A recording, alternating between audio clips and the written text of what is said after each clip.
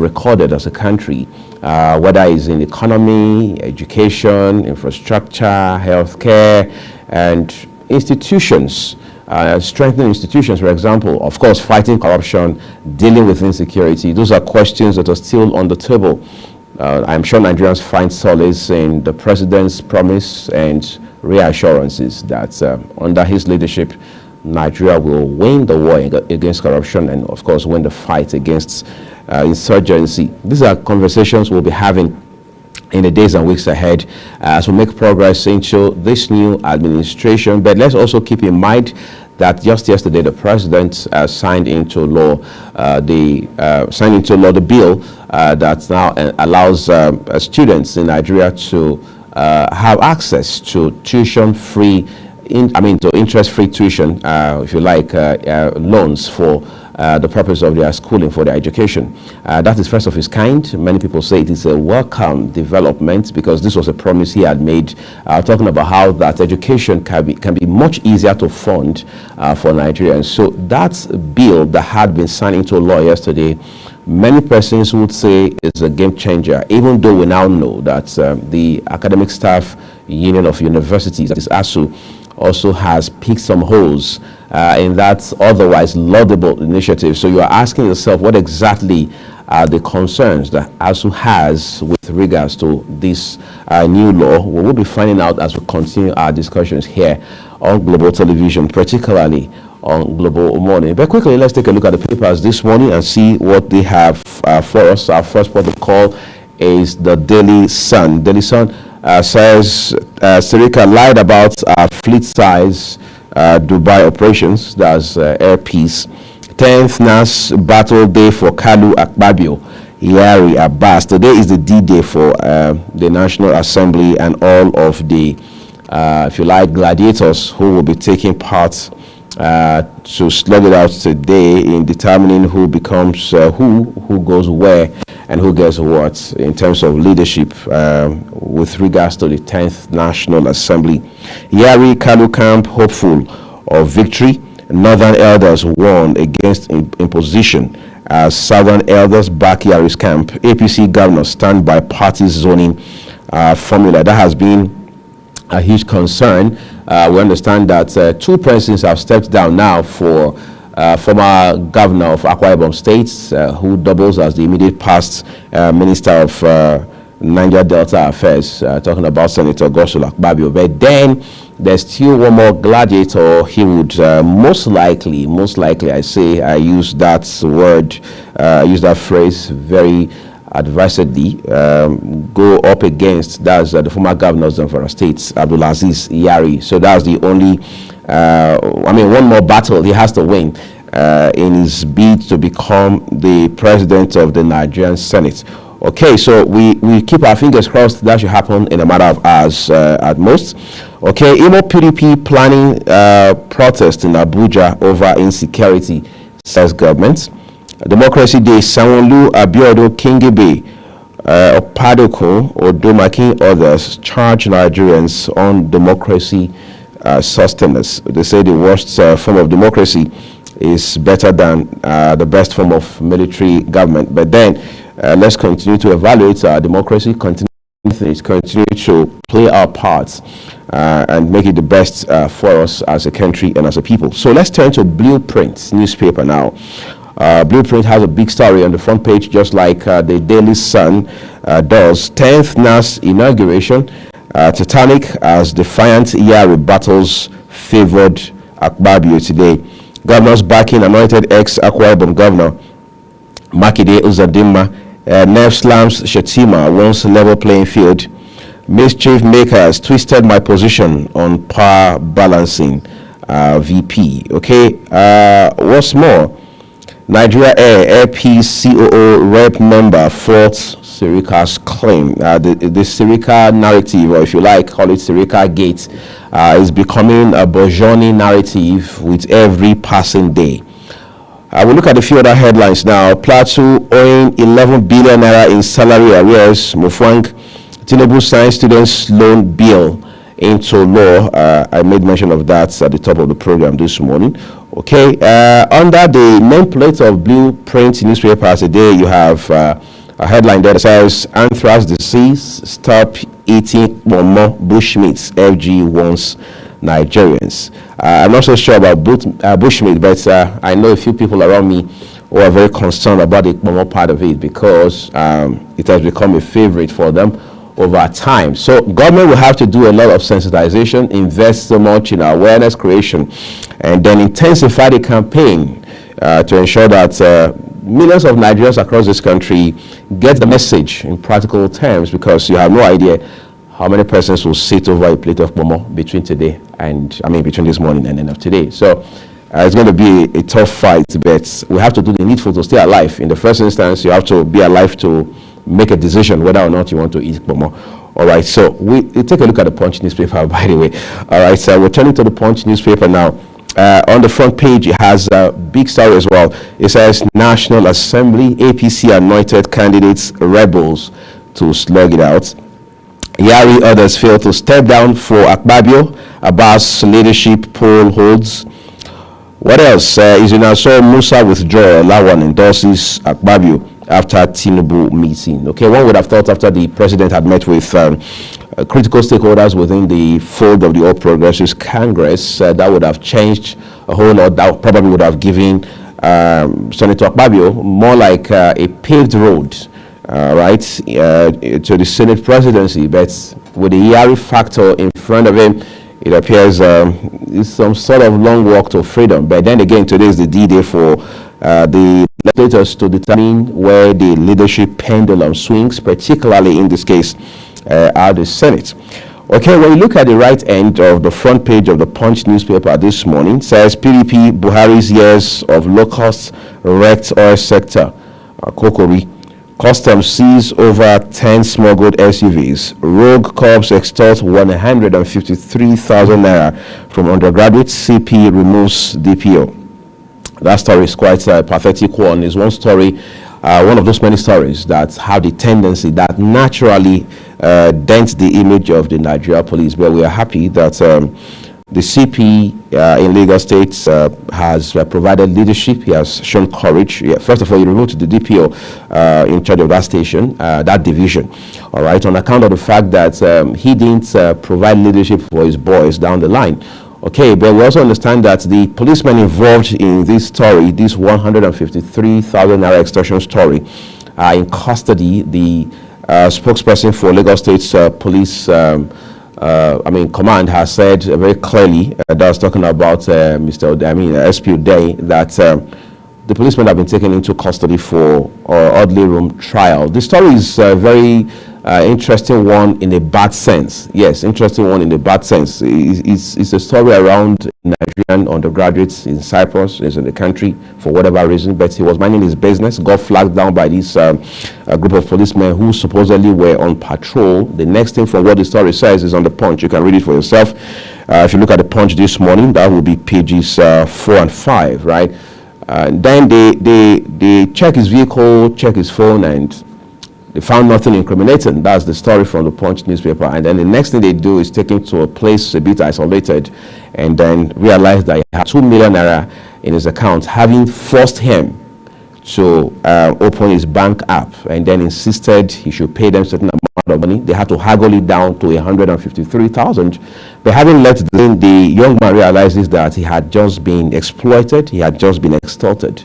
And then, as we say, the rest is history. And of course, the police, as we know it, would always make efforts to fish out bad eggs and then clean up its image. That's what it should be, so that the public will continue to repose confidence in police, in whom we're so proud. All right, so let's look at something around the foot of the Punch newspaper this morning.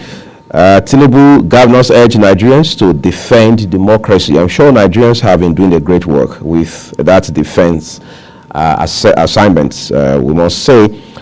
Okay, let's look at the Matrix. The Matrix is our next port of call this morning. The Matrix also has a lot of stories, headlines in front of it. All right, when you turn to the Matrix now, let's look at the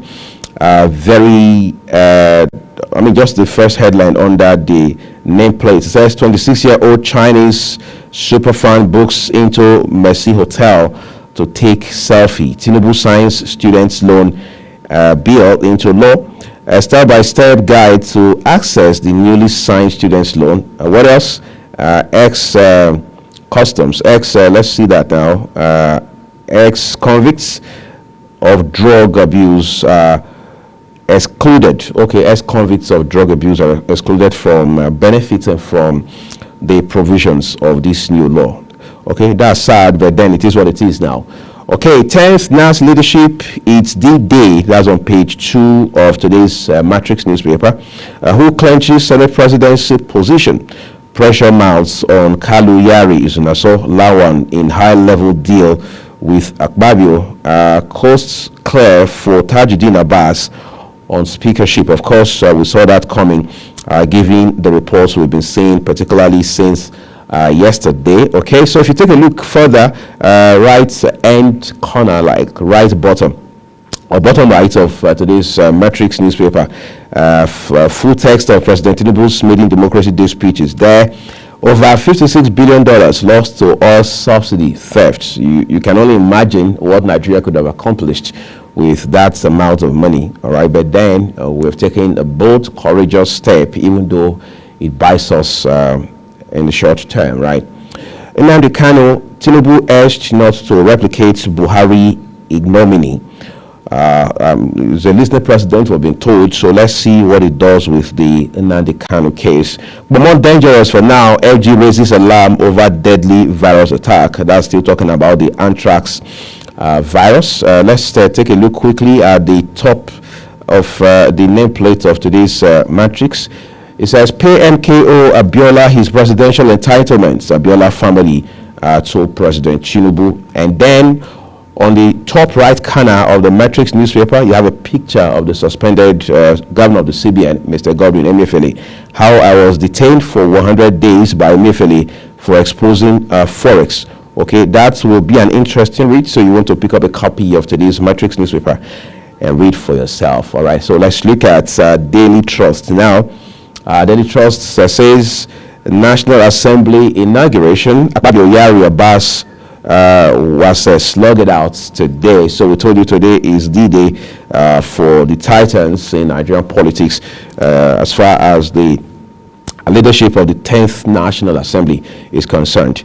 4 presiding officers to emerge, 469 lawmakers to vote, security beefed up. Tinubu signs students' loan bill into law. 21, that story, by the way, the loan bill is on page 7. Okay, 21 killed in fresh Plateau attack on page 5. Bandits slaughter chickens, prepare food during attacks on Niger villages, page 20. Okay, that's the much we can take from this day, from Daily Trust newspaper. But then let's look at this quickly. Let's look at just beneath the headline, the nameplate of Daily Trust. It says June 12, family seeks Abiola's presidential entitlements from Tinubu.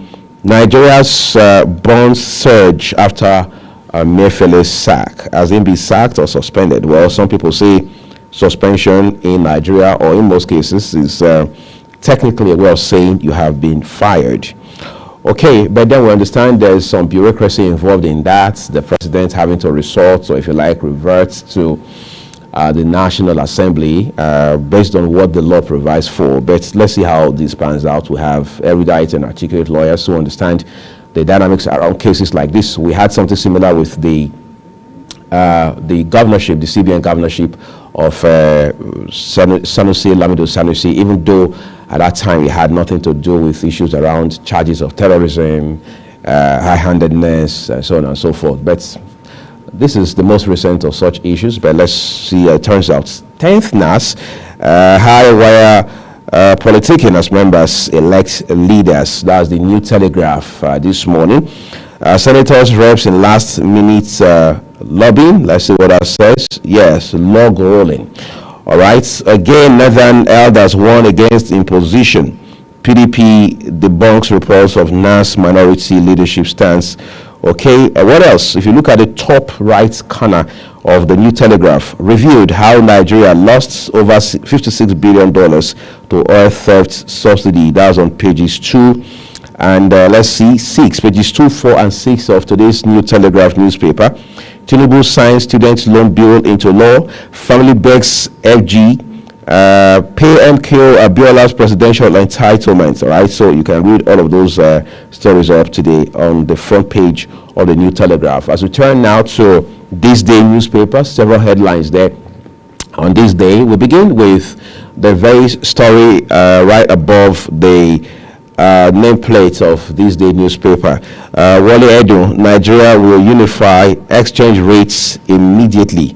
Okay, that would be a blessing for businesses, for manufacturers as well. NBS GDP reached 173.52 trillion naira on back of improved taxation. All right, so what more do we have on today's This Day newspaper? President signs students' loans bill into law. Tinubu inspects guard of honor to celebrate first Democracy Day as president. 10th Assembly, Tinubu pulls all stops for Akpabio. Abbas on Yodin Yari determined to upset the apple carts, overwhelmed. Opposing camps disagree over alleged Southeast Senators' endorsements. Uzodinma, APC's choice will emerge president of 10th Senate. News says Bassi. No decision on appointing minority leaders yet. PDP clears. Okay, so read it up from this day newspaper by all means. Okay, and then the Nigerian Al Jazeera says Tinubu to boost spending on roads, education, others. The president has made mention of that on numerous occasions. Students to get interest-free loans as Tinubu signs bill.